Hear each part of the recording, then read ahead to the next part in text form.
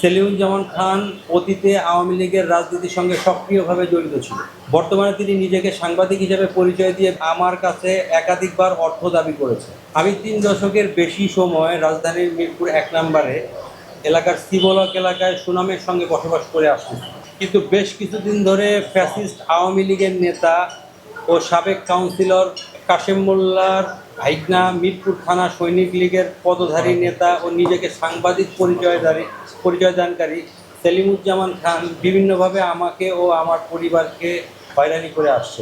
সেলিমুজ্জামান খান অতীতে আওয়ামী লীগের রাজনীতির সঙ্গে সক্রিয়ভাবে জড়িত ছিল।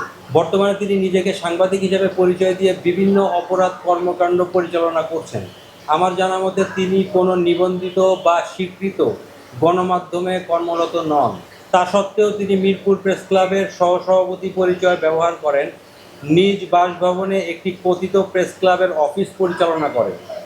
এছাড়াও তিনি বিভিন্ন রাজনৈতিক ব্যক্তি, প্রভাবশালী মহলের ঘনিষ্ঠ পরিচয় ব্যবহার করে সাধারণ মানুষের উপর প্রভাব বিস্তার করার চেষ্টা করেন।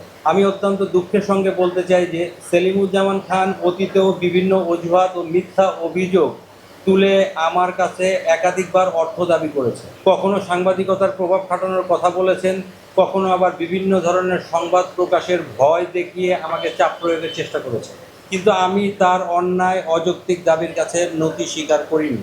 একজন সচেতন নাগরিক হিসাবে আমি অন্যায়ের বিরুদ্ধে প্রতিবাদ করেছি এবং কোনো ধরনের অবৈধ সুবিধা দিতে অস্বীকৃতি জানিয়েছি।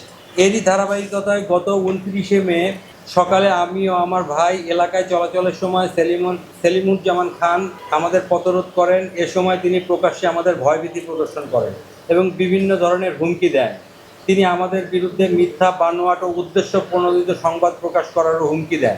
শুধু তাই নয়, তিনি রাজনৈতিক ও সাংবাদিক পরিচয় ব্যবহার করে আমাদের বিরুদ্ধে মিথ্যা মামলা দিয়ে হয়রানি করারও হুমকি প্রদান করেন। এই ঘটনার পর থেকে আমি ও আমার পরিবারের সদস্যরা চরম উদ্বেগ ও নিরাপত্তাহীনতার মধ্য দিয়ে দিন কাটাচ্ছি।